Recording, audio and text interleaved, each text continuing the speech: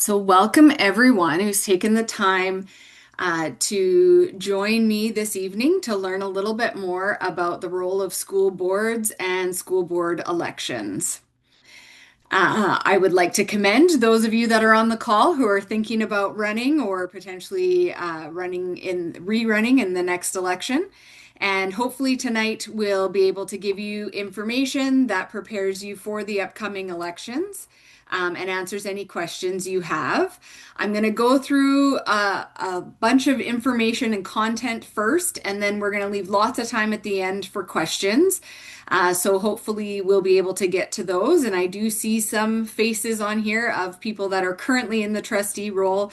So I may be calling on you to answer and help give some real life answers to those on the call who are thinking about running for the role in the future. So to get us started, let's do a quick poll just to get a sense of those that are on the call tonight. So you should see the poll on your screen. If you can just take a minute and answer the question.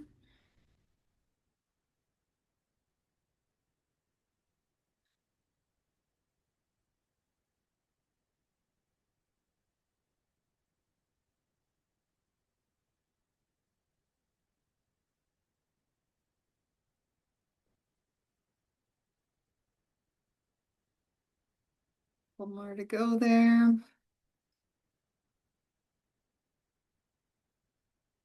All right.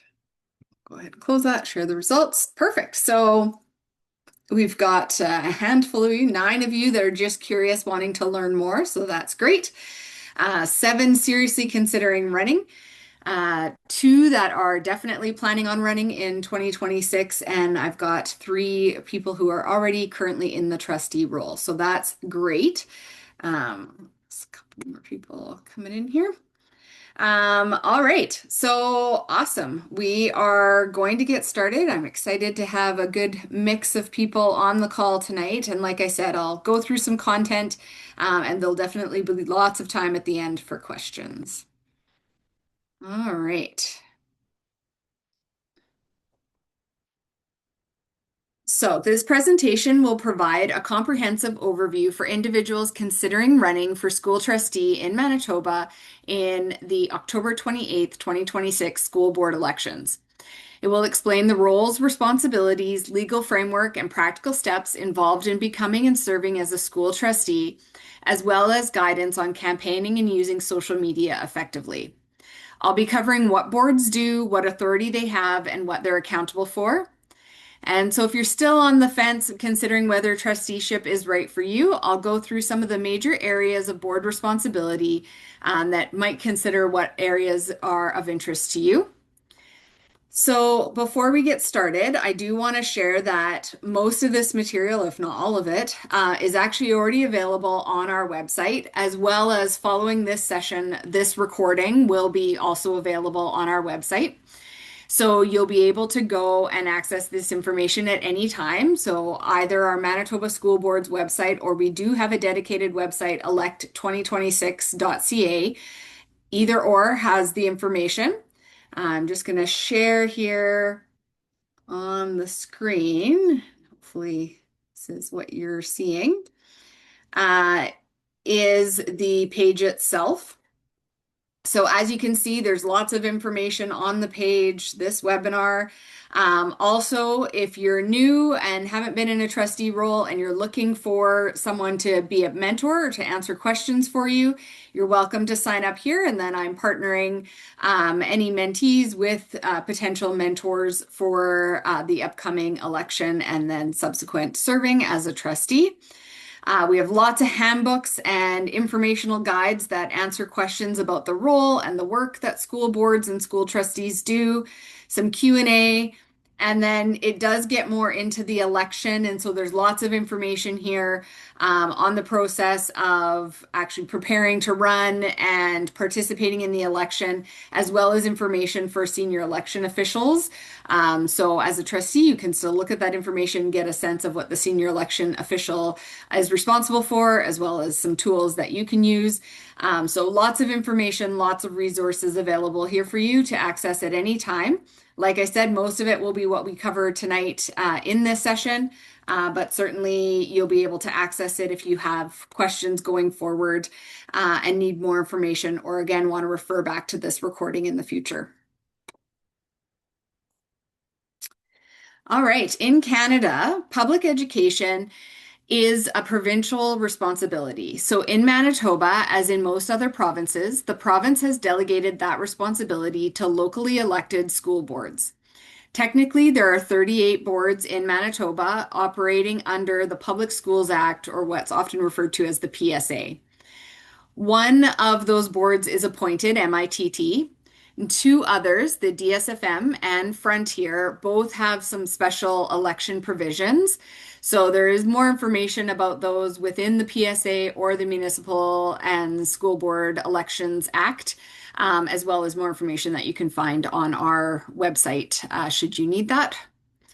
Provincial legislation, primarily, like I've already said, the Public Schools Act, is the piece of legislation that you'll hear referred to many times. It provides a framework for school board operations and details what school boards must do, what they may do, and in some instances, how they must operate. The Public Schools Act and the Municipal Councils and School Board Elections Act govern school trustee elections, including candidate eligibility, nomination, and election procedures. Other relevant legislation includes the Education Administration Act, the Employment Standards Code, the Labor Relations Act, provincial and federal human rights codes, and more. There are other pieces of legislation that could be involved in part of this process of acting as a school board, but it is just important to note that all these pieces of legislation generally guide the work of the school boards and decisions that happen within our education sector. However, the most important, as I've noted already, is the Public Schools Act. So let's take a quick poll, and again, just make sure everyone's still with me here. All right, so which level of government holds primary responsibility for public education in Canada?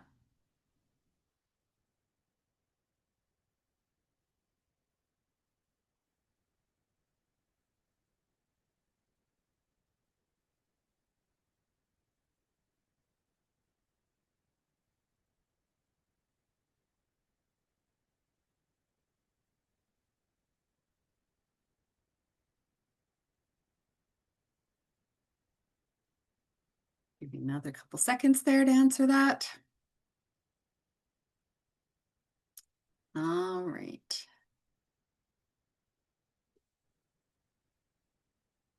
Go ahead and show the results. So we've got most of the people answering that it is the provincial government, so that is correct. So provincial government is who holds the primary responsibility, and as noted, they do delegate that authority to school boards, but ultimately it is a provincial responsibility. All right. Great. So, under the Public Schools Act, school boards are responsible for the provisions of K-12 public education in their communities. That responsibility comes with multiple accountabilities. So, school boards' authority is delegated to them by the provincial government, so they are accountable to the government for how that authority is exercised. School boards are comprised of elected officials who are accountable to the voters and their community members. As stewards of public dollars, school boards are accountable to taxpayers. As employers, school boards are accountable to the staff within the school division. And most importantly, school boards are accountable to the children whose care and education has been entrusted to them along with their families. So, as you can see, as democratically elected representatives, school trustees are accountable to many and will constantly be responsible to consult with these groups, engage with them, and listen to these various perspectives.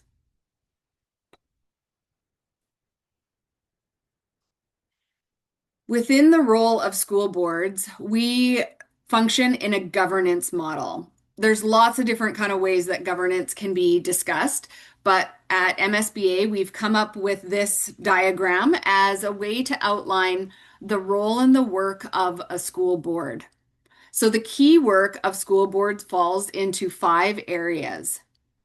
A school board is responsible for developing policies and ensuring compliance with all applicable laws and regulations. School boards build relationships within the community. They engage with stakeholders both to build public understanding and to deepen their own. They set the strategy, maintaining the division's vision and values when it comes to public education, continually planning to help move the division toward that vision and advocating for the resources and supports needed to move the vision into reality. They are leaders in the school division, responsible for articulating and applying decisions and practices that set the standard for the entire division. Through their words and actions, school trustees impact the organizational culture within a division. School boards are the stewards of the division with ultimate responsibility for its finances, health and safety, and performance. They set the budget, they monitor and evaluate spending, and they report on financial matters to the community. So, whatever the task at hand, whether it relates to leadership, accountability, community, policy, or strategy, the focus of school boards remains constant. It's always about student learning and achievement. If it doesn't matter to the kids and their learning, it's probably not the rightful work of the school board. In other words, when you're developing the division's strategic plan, or when you're working on the budget, or when you're holding an open house with parents, student learning and achievement needs to be the focus of your work. So at the end of the day, it's really important to know that where the board operates is again at that governance level, so high level, not necessarily in the day-to-day work within the school division. They aren't necessarily, deciding what's happening in a specific school. They aren't deciding what's going on with a certain school bus. But what they're doing is setting the standards and practices that'll happen within the school division. And they do that work through these broad areas identified here on this image. So I'm curious, when you look at this list of these topics and this key work, is there a particular area that is of interest to you? So I have another poll. Take a few minutes to answer that one.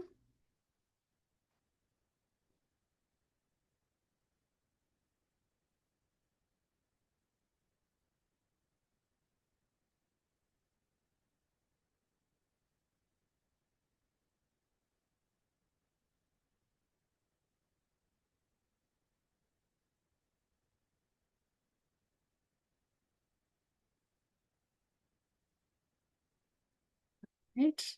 Last final seconds here to answer that one.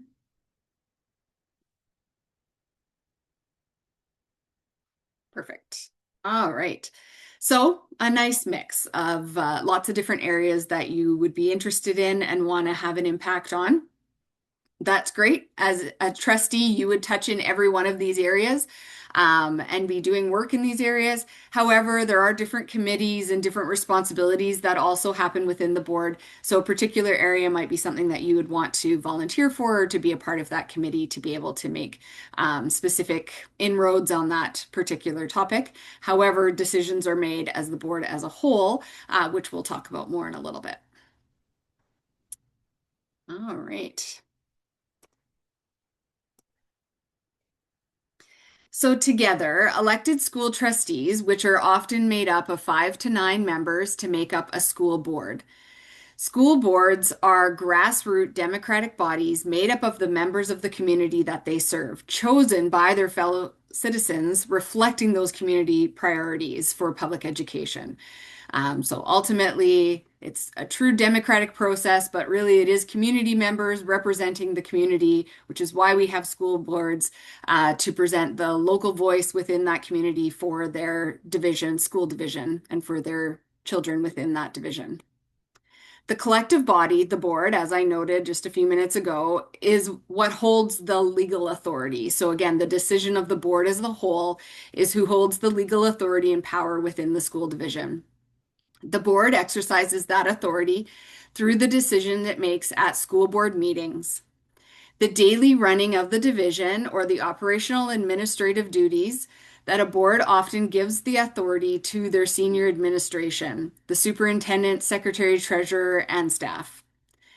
The board will make decisions at a high level, as I already noted. And for example, a situation, let's talk about transportation, where the board itself is responsible for the safe transportation of students, but they designate that authority to the transportation supervisor to ensure that they create effective and efficient and safe bus routes to get the kids to school.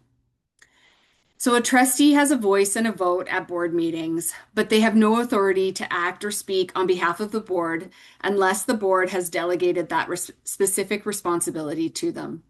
So as a new trustee, sometimes perhaps this could be kind of the biggest adjustment when you're at the board table, that you sit with 5, 7, or 9 members, and through the democracy of votes, that's going to be how a decision is made and majority will rule. I will say that there's often, and I'm sure most trustees who currently serve can think about a time where they maybe had a vote that didn't go the way that they wanted it to. And sometimes you're not going to agree with what the direction of that vote is or what the majority decided. However, once that decision is made and the majority has decided that that's the direction the board is going to move in, then it is your role as a trustee to support that decision.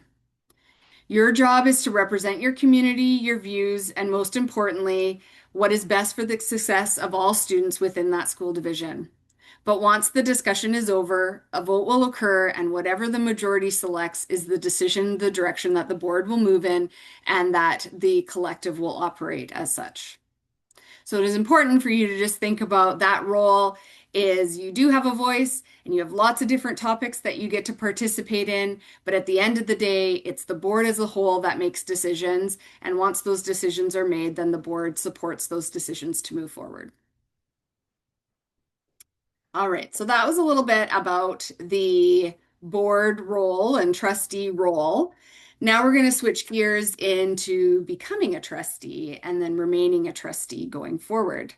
So let's talk a little bit about eligibility.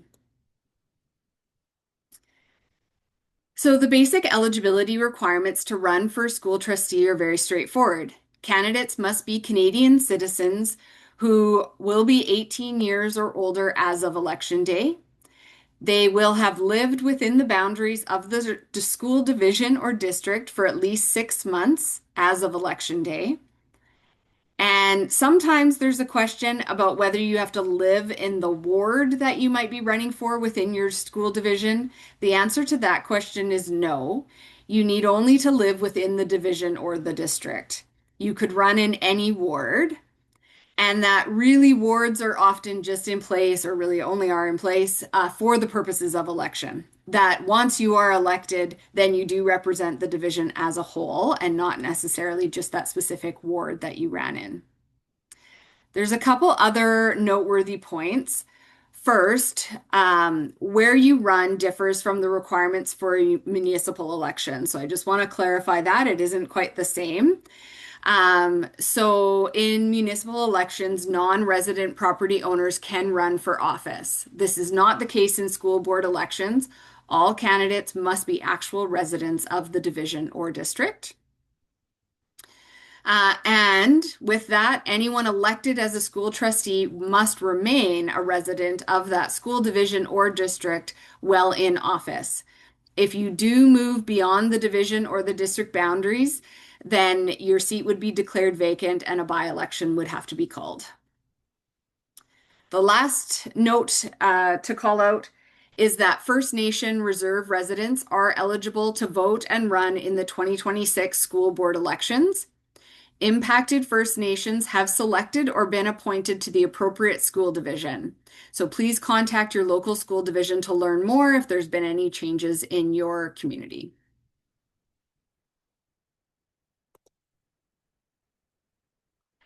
There are some instances where people who meet the basic eligibility requirements are still disqualified from serving on a school board. These fall into two groups. One being elected or appointed officials at other levels of government, so federal, provincial, or municipal, and pupils in regular attendance at a school within the division in which they would serve. However, employees of a school division or district can run for school trustee in the division or district in which they work, But if they were elected, they'd be required to take an unpaid leave of absence from their job. So, with that, I'm going to ask a quick true or false question, and then we can have a little bit more of a conversation about it. So, if there was an employee of a division or district, could they run as a trustee candidate in a different division or district if that was where they lived? True or false?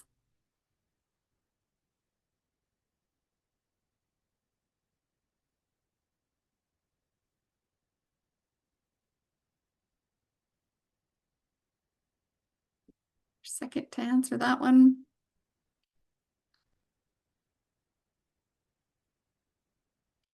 Perfect. All right, we'll share those results, and the majority are correct. It is true. So the note that I talked about is, so if you were an employee and living in a school division and district that were all the same, then if you were elected, you'd have to take a leave. If you are an employee of a school division or a district, but you live in a different school division or district, you could become a trustee in the division or district in which you live without having to take a leave from your role, and you'd be able to be a trustee as well as an employee of that other division or district. All right. Next one we're going to go to here. We're going to talk a little bit about remaining a trustee. So I do need to mention just a few important reminders that you should be aware of. There are circumstances beyond death or resignation where a trustee's seat will be declared vacant. As already mentioned, a trustee needs to continue to live in the division or district where they serve. So if you are seriously thinking about moving in the next short while, you may want to rethink running for office. Unless it happens in the final year of a trustee's term of office, a vacancy on the board will trigger a by-election, which does come at a cost to the division and the community. So something to think about. Another important consideration is the time commitment. Board meetings can occur monthly or bi-monthly. A trustee is expected to attend meetings regularly. And there are two key provisions in the Public Schools Act, or PSA, that speak to attendance. The first is if a trustee is going to miss 3 consecutive regular board meetings, they may request authorization by a board motion to be excused for those meetings. Failure to do so could result in the trustee's seat being declared vacant. Secondly, most divisions have enacted bylaws that allow trustees to attend via electronic means, but even then, the PSA still has a stipulation that says a trustee must be physically present at a meeting at least once in a 3-month period. Currently, this legislation does not have the ability to have a grant of authorization for you to not fulfill that requirement of physically being present once in a 3-month period. So that is definitely something to be aware of, is that you are required to attend the meetings and there is a requirement to be physically present once every 3 months.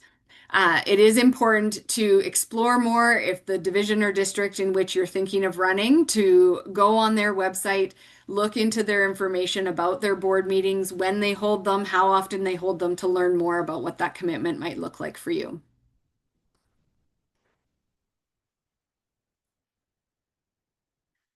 There's also a few legal situations that could lead to a trustee being disqualified from holding office for the period of the 4 years.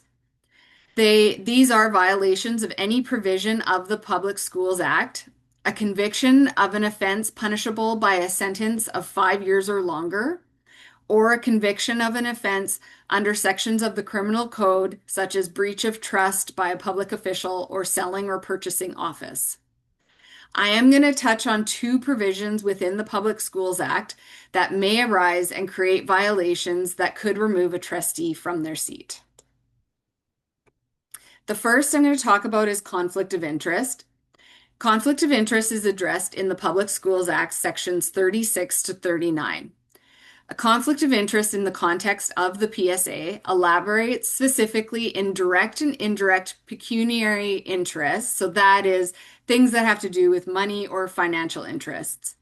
Although there is an article 39.41 that does speak to that no trustee shall use information for personal gain or gain of another person that is information that's not available to the public and that they acquired through their trustee powers, duties, and function. So when it comes to conflict of interest, it could be perceived or potential, something that clearly falls within the definition contained in the Public Schools Act, or something that some people may believe is a conflict or that it could develop into a conflict down the road. So, the important thing about that then is to deal with conflict of interest. It's all about declaration. So, if a trustee declares a conflict, the provision prevents that trustee from participating in the discussion or vote on that specific matter in which they have a potential or real conflict of interest. It doesn't prevent them from being a trustee or serving on the board. So it is just something where you do have to declare, and then once you've declared that there is a potential, real, or perceived conflict, that you would be recusing yourself from that particular conversation. The other piece to that is if you are elected into the role of trustee, before you're sworn into the office, all trustees are required to complete a declaration of interest form. So this would be a confidential document that would be kept with the Secretary Treasurer, but it would declare any conflict of interest that the trustee believes that they have, and again, would then cause that person to potentially not participate if something came up that impacted that conflict of interest. Throughout the tenure of a trustee, you could declare conflict of interest as different matters arise. In the event that a trustee declares the conflict of interest during a meeting, the declaration is generally captured or noted, and then the trustee would take the action, such as they would leave the meeting or not participate in the vote. Again, it's just important that it can be real, perceived, or potential, and that the important thing there is then declaring if there is something that needs to be considered, and then the board can decide or the trustee can decide how best to approach the situation. The second piece I'm going to talk about is code of conduct. So the code of conduct provisions are broader and more vague than the conflict of interest. These parameters within the PSA are in section 35, and really they just give a general expectation of what a board must do to create a conflict of interest policy. Sorry, not conflict of interest, code of conduct policy within their division. And so the expectation is that every board or school division would have a code of conduct for their board and trustees. It would outline their expectations for trustee behavior at the board table, interactions with other trustees, staff, and the public. The codes also set out the process whereby the board could sanction a trustee who violates the code. Sanctions in legislation can range from a censure to a suspension of up to 3 months, but there's also sanctions that can happen within the individual board's code depending on what's indicated in their policy. The breach of confidentiality is considered to be a especially serious violation of the code of conduct, and it could lead to a trustee being deemed to have breached the Public Schools Act and hence then removed from their seat. So I know no one on this call is going to, run into any of those challenges, but I did just want to call out that again, when you want to move into a role as a school trustee and be on the school board, not only do you have to be eligible for that role, but there are certain behaviors and practices that you have to follow, whether in legislation or whether within your own division's policies, practices, or board procedures that you would be committing to when you take on that role. So you need to be aware of those expectations and abide by those expectations. And if you don't, then there can be consequences up to and including potentially having your seat declared vacant.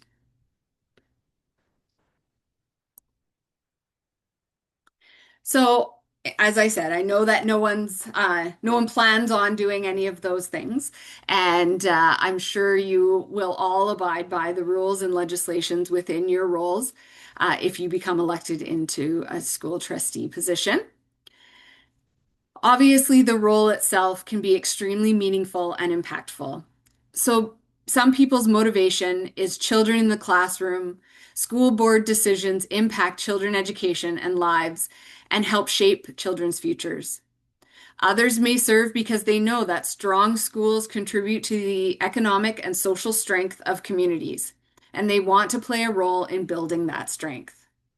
And some trustees serve because decisions about schools and education affect everyone, and they believe that local communities need to have a voice in those decisions.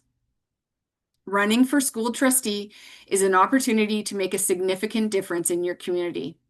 As a trustee, you can help shape the future of public education by representing local voices, making decisions that support student success, and ensuring schools reflect the values and priorities of the people they serve. All right, so now everyone wants to become a trustee. I know it, I can feel it. So we're going to talk about becoming a candidate. All right. So once you decide that you've run for office, which I know you all have now, there's two steps that you need to follow. So the first step is to register with your division's senior election official or SEO.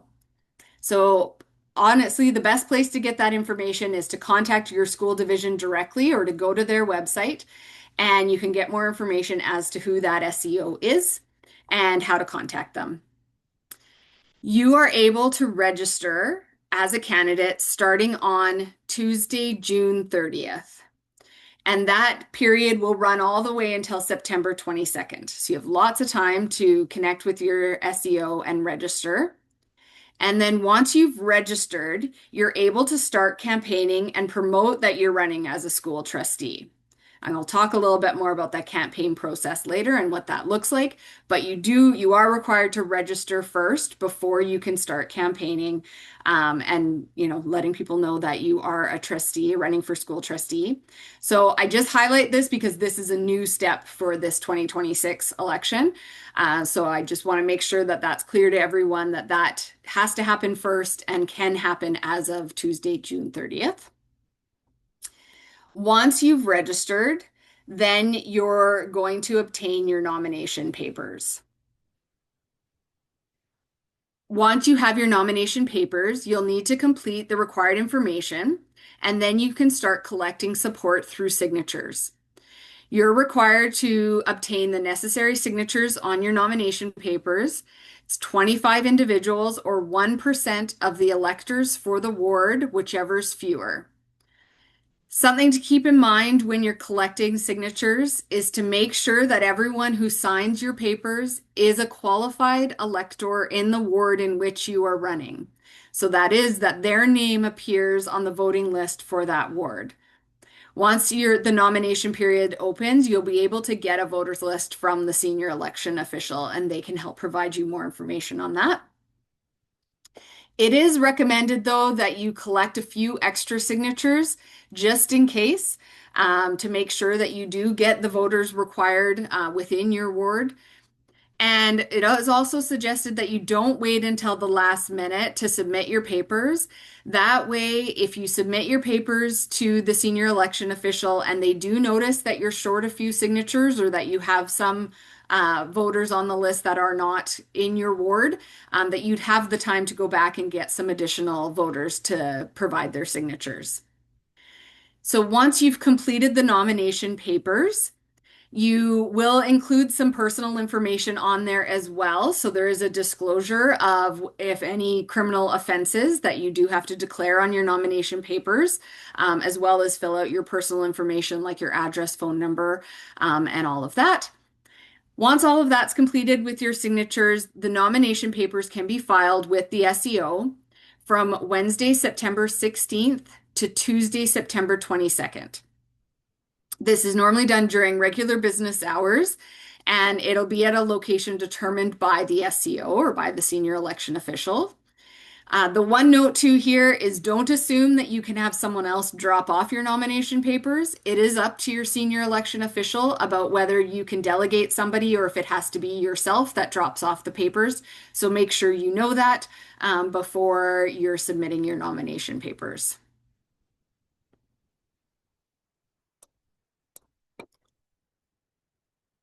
All right. So once the nomination period is closed, those who have submitted and approved nomination papers will be moved to potential candidates. However, there is a 24-hour period for a nominee to withdraw.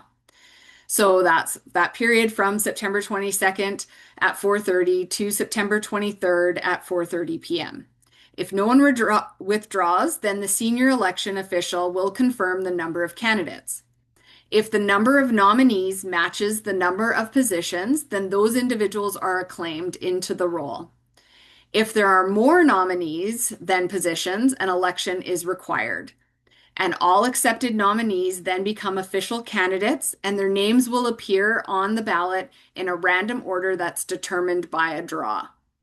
At that point, the election process is fully underway, and in those areas, the election then would occur on the October 26th date, where you would vote for who you'd want to be, who you select as your candidate for your school trustee. Whoops. All right. I think I do have another poll here. So let's see. What was the first step in that two-step process to becoming a school trustee candidate?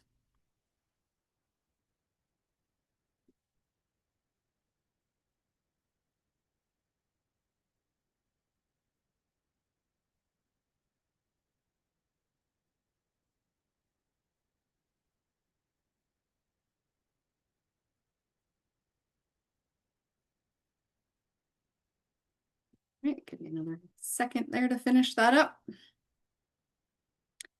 Perfect. Share the results.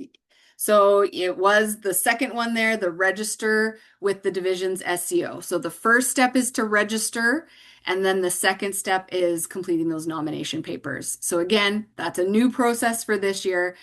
So it is important to remember that the first step is to register. All right. So now we're all ready to run for office. So now that you're registered, you need to let people know that you're running to be a school trustee and collect those nomination signatures. However, what's new this year is that not only having to add this registration step, but it is also now there is a piece around campaign financing. So there's a responsibility to report and to provide information and some limitations around what you can do when you're doing your campaign. So we're going to get into those next. So the campaign period is the time during which a registered candidate or anyone acting on their behalf can accept contributions or incur campaign expenses. So this period for a school trustee could be from Tuesday, June 30th, and it does continue past the election through to March 31st, 2027. So the note here, though, is again, once you've registered, you're able to start campaigning. So if you don't register on June 30th and you register after that, then you can campaign after you've registered. So as previously noted, an individual seeking election for school trustee must register with the SEO, and then following that, they can start their campaign. Now, there is a bunch of new legislation around this. It's in Section 27 of the Public Schools Act, or the PSA. I'm only going to touch on a few highlights. So definitely worth getting it more information in the PSA or again from our website. We have a few FAQs and different things that you can look at to get information about this campaign financing process this year. But the Public Schools Act has been amended to establish campaign finance and reporting requirements. Only Manitoba residents can contribute to a campaign. An individual cannot exceed a contribution of $1,500. The registered individual who's running to be the trustee cannot contribute more than $7,500 to their own campaign. Cash contributions are limited to $25. And you cannot accept any anonymous contributions. So if somebody tries to give you money anonymously or tries to give you something, a product, whatever it might be anonymously, you have to hand that over to the SEO immediately. Any expenses that you have during the campaign cannot exceed the contributions put into your campaign. Contributions are not tax deductible for the contributor. Funds expended on the election of a candidate are not tax deductible. And a registered individual must keep records of all contributions and expenses, and it has to be submitted to the division secretary treasurer within 30 days after the campaign period. So again, please refer to section 27 for the full details within the PSA or again on our website. The other thing we have on our website is we do have a Word document that has been created by the Department of Education that does outline the tracking mechanism for contributions and expenses. So you don't have to necessarily create your own. There already is a template that you're welcome to use as a way to keep track and then to be able to report on your campaign financing to the Secretary Treasurer at the end.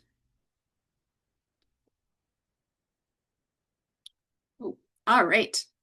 So traditional campaign tools such as pamphlets, lawn signs, and door knocking, have been joined now with social media tools such as Twitter, Facebook, blogs, all sorts of things to not only share the view of public education, but to also learn your community's views as well. In some divisions, you can also participate in parent council or other organizations that hold all candidate forums and give a chance for your voice to be heard and to hear from your community as well. I do want to note that on campaign signage, just keeping in mind that if you are thinking about putting up lawn signs or advertising that way, most municipalities have bylaws that govern what you're allowed to do or how you can post signage. So make sure that you know your municipality bylaws before you start putting signs in your neighborhood, and make sure you're aware of any requirements that you have to follow within those bylaws. Also, a note about social media is again, there's lots of options out there. And it is a tool to not only connect, but also to listen and to learn from your community. But just make sure that you're going to choose platforms that fit your time, skills, as well as your community. So, we're going to talk a little bit about some of those social media tools. So, social media can help you share your values and priorities for public education. It can reach voters that you may not meet in person. It can help build your name recognition and credibility. It can help you listen to the community concerns and questions, and you can use it to promote events, forums, or key dates when you are, wanting participation from your community or from your voters. One of the biggest mistakes that candidates make is trying to do too much. You don't need to use every platform listed here. You have to think about what's right for your community and what you have the skill set to kind of maintain and upkeep. So, I've put a couple bullet points under each of these to consider what they're maybe good for or what tools they have available. So, I would recommend that you choose one or two platforms that you can consistently keep up to date and current with the information that you want to represent yourself as a school trustee. It is recommended that you create a separate campaign account or page rather than using your personal one. This, ensures that you're able to keep your content clear and professional. Using a simple name, a short bio, the election dates, and the key information that you want voters to know about you is really important so that the page catches their eye and really lets them know what you stand for. Voters are interested in who you are and why you're running, not necessarily policy documents and, big long details. It's a campaign, right? It's usually something that's going to, be easy to read and easy to understand using basic language that anyone could follow along. Using short videos and photos can help people understand about who you are and know more about you and your community. Make sure, though, that if you are posting photos of attending community events or participating in anything, that you're always getting consent, especially if there's children present. and making sure that you take the time to thank people that help you along the way, or provide support. That can also be a really positive thing to have on a social media page. You don't need to post every day. Consistency matters more than frequency.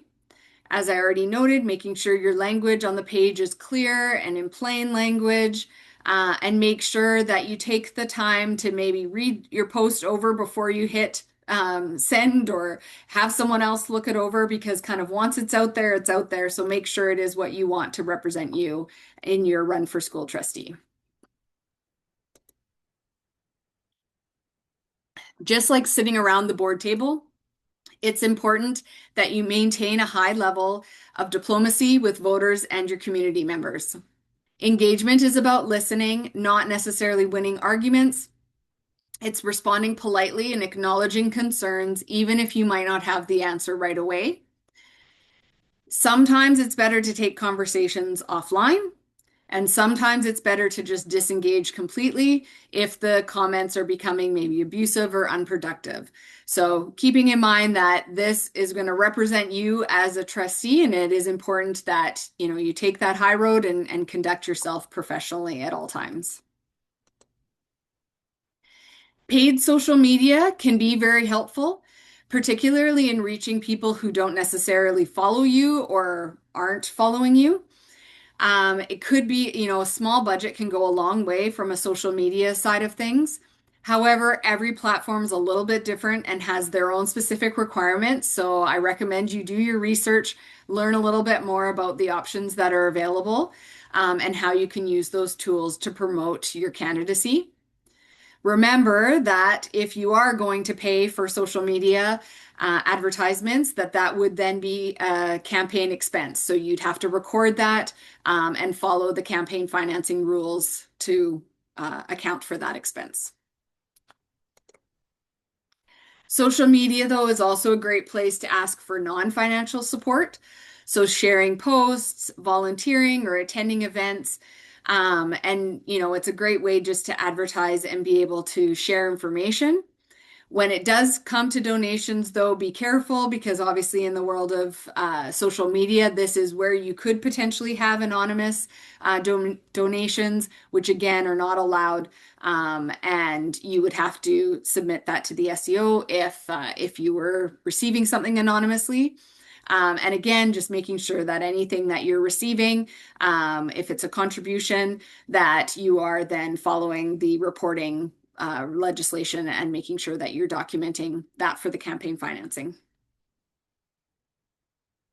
All right, so I want to highlight some of those key dates that we've talked about and went through today.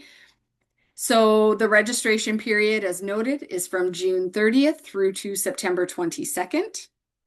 Once you've registered, then you can start campaigning. So after that June 30th date, if you've registered, then you're able to start campaigning, or anytime following registration, you're able to start your campaign and collect those nomination papers. Once you've completed your nomination papers, you would submit those to your senior election official anywhere between September 16th to September 22nd.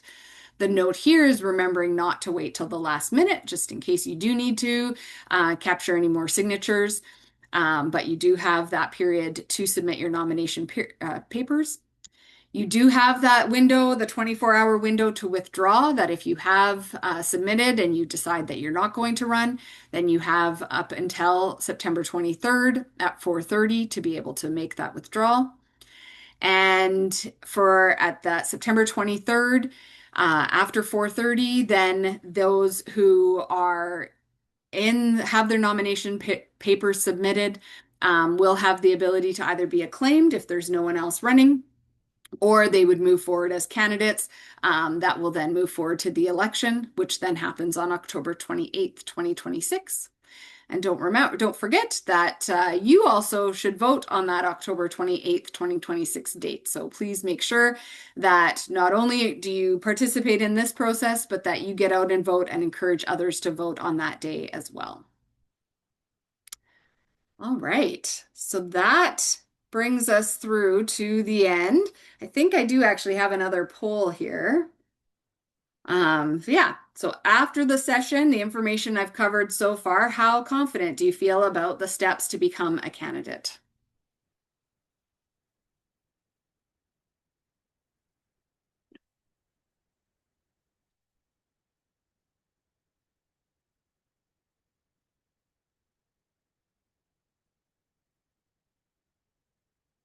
Another second.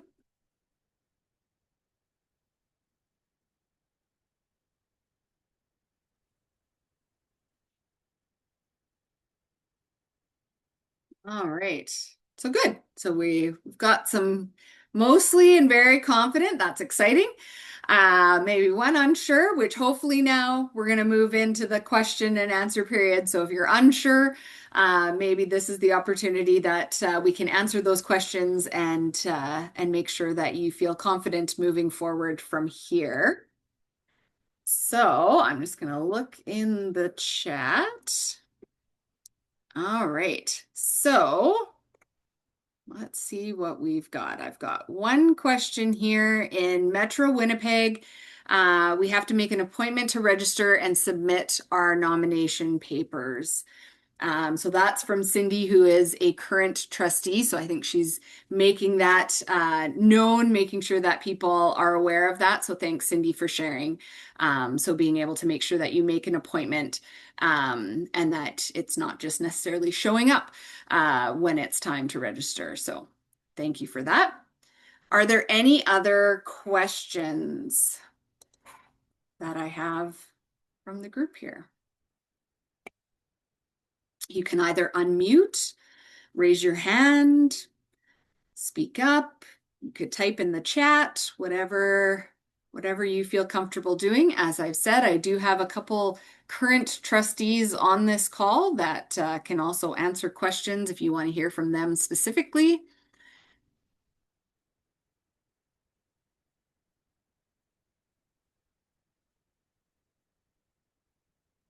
Last session had us hopping with questions, so come on. I think I'm sure there's questions out there.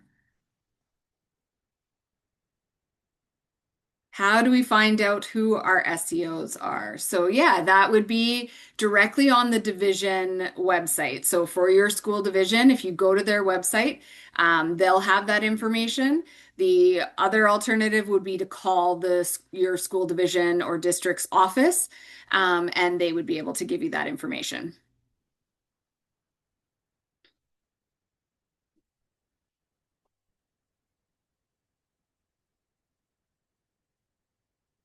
All right. Well, maybe as I see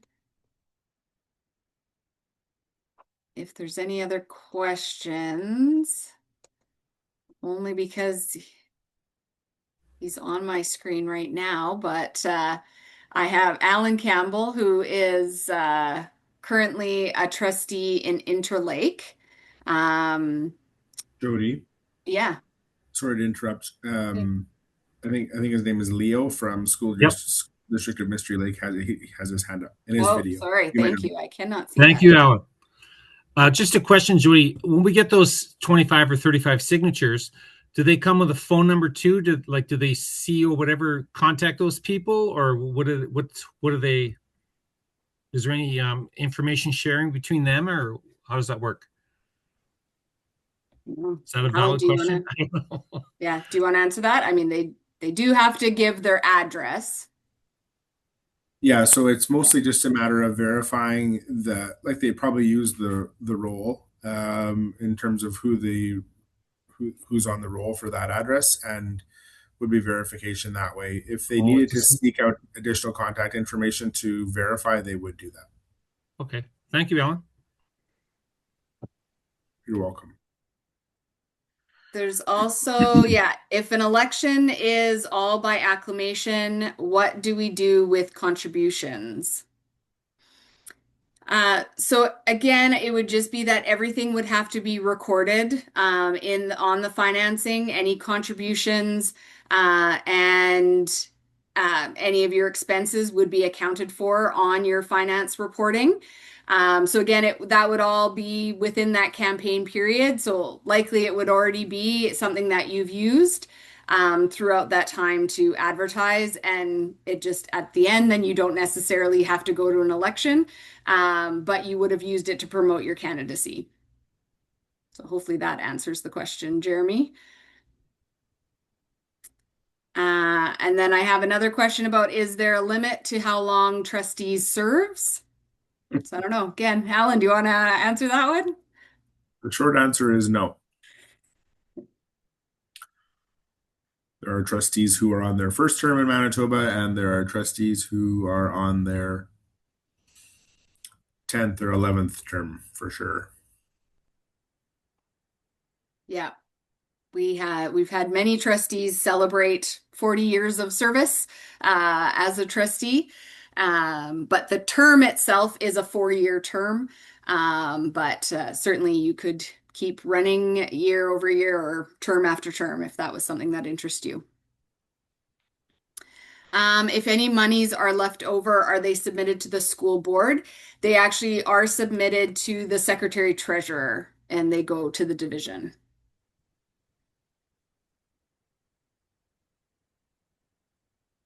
So hopefully that answers that question, Lucille.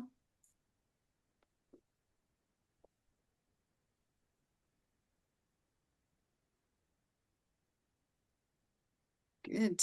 Any other questions or any other? Pretty easy night, Jody. Yeah, I know. You guys let me off the hook here. We were fielding Although. questions for another full hour from now. Not that I'm complaining. Yeah.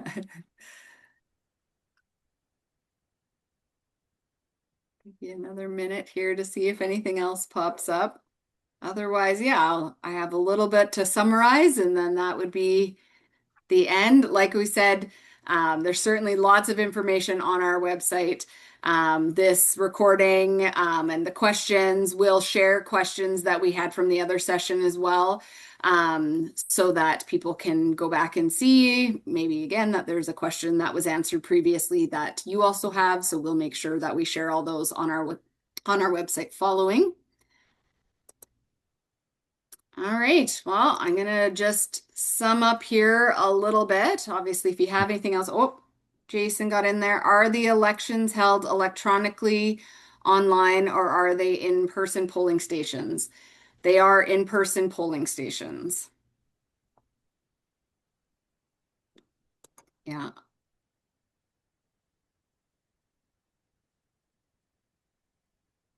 All right. So as we come to the end of the session, I want to highlight a few key takeaways. And that is first, school trusteeship is an important public responsibility. Trustees play a meaningful role in shaping the direction of public education in their communities. The role is firmly grounded in legislation, accountability, and ethical conduct. Trustees operate within a clear legal framework and are accountable to students, families, staff, taxpayers, and the province. The work of trustees is always focused on student success and community engagement. Decisions should be guided by what supports learning and reflects the values of the community. And finally, serving as a school trustee is accessible with preparation, good information, and the support of available information through divisions or through MSBA. Individuals from many backgrounds can successfully run and serve.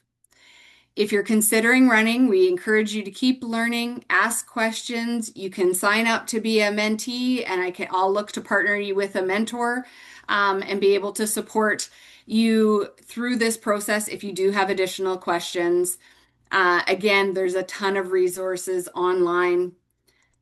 I will go to that slide.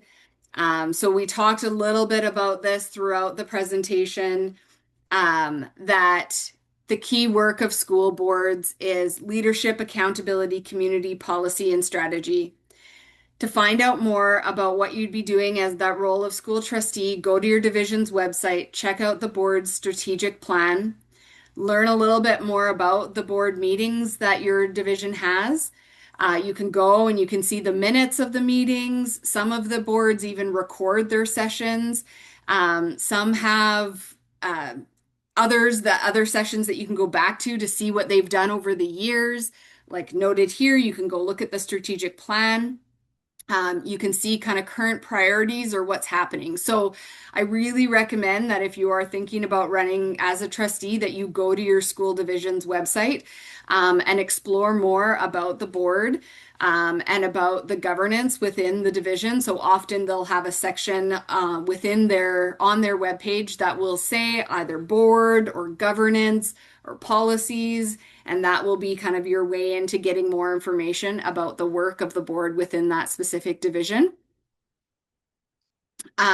If you're looking for more information about the election, specific questions that you might have, again, connecting with that senior election official is important. So making sure that you find out that information again from your division website or by calling your division office to find out who the SEO is, and you can get more information from them.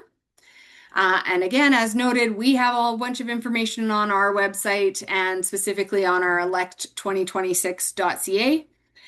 Feel free to check that page out. We are going to keep updating it and adding information as we have new information to share. Again, recordings like this webinar and anything else that's happening out in the communities, examples from other boards so that you can see. We have a couple short videos from other boards, some in Manitoba, some outside of Manitoba, that talk a little bit about the work of school boards. So there's lots of resources to learn more. I encourage you to keep learning, discover about the opportunities and be able to consider if this is something that you're interested. There is a question here now about will you be able to facilitate more information sessions if community hosts are looking to potentially host something? Potentially. We also are encouraging the boards themselves to run information sessions like this because, again, within the community, it's really important to understand your specific board and when they meet and the details about that. So we do encourage the boards to do that. All school board meetings are public meetings, so you're welcome to attend any of your school board meetings to be able to hear what's being discussed, what's being talked about. Again, you're coming to the close of it. There's really only probably one more meeting that they'll have in June. And then they do take time off during the summer where they often don't meet again. But there will be board meetings late August, again, that you'd be able to attend and learn more about what's going on. Sorry, I see now. Cindy also put that in the chat, inviting potential candidates to attend board meetings, really getting able to hear more about that and being able to see what a meeting is all about and what it looks like. Some boards do require you to register ahead of time if you're planning on attending. So again, look into the information in your division website or call the division office to learn more. But some do require you to register ahead of time. Others you could just join. And again, some have it virtually set up so they live stream so you can join electronically, whereas some are more in person, so you're able to attend in person. So learn more, find out about that. And then there was another question about what point can you get the voters list. For the SEO, it depends on whether kind of where it's at in the process. There could be some that are still just confirming their voters lists. But for the most part, by the time you kind of get your nomination papers, and within that nomination period, for sure, they'll be able to confirm the voter list. But it could be as early as you collecting your nomination papers that they could provide you with a voters list. But it does depend a bit on the community and, if there's been changes or any movement within that community. I've seen lots of ads in papers recently by senior election officials looking to confirm their voter lists. So they're certainly all working on it right now. And, so that's something that you can connect with that SEO and learn more about. But as soon as they have something to share, they'll certainly share that with you. And then, yeah, Cindy added to that they still have 2 more meetings left. And they also meet twice a month in September to June. So, yeah, lots of boards, depending on the frequency of their meetings, have opportunities for you to attend and learn more. feel like I jammed a lot in that very short few minutes at the end there. But hopefully that answers any questions you have. And again, we're here as a resource, as well as many trustees within your community. Again, I said it in the last session and I'd say it again, is that I don't think there's a trustee out there that if you reached out to them, whether by email or by phone, to ask them about the role of being a trustee or participating on the board, I don't think there's a single person that would turn you away. So they're all happy to talk more about the role, to share information, and to hopefully guide you down the path of any questions that you might have to find the answers that you're looking for. All right. Well, thank you very much. That is the end of my session, and hopefully we'll see either you in an acclamation or your name on a ballot coming this October. Thank you so much.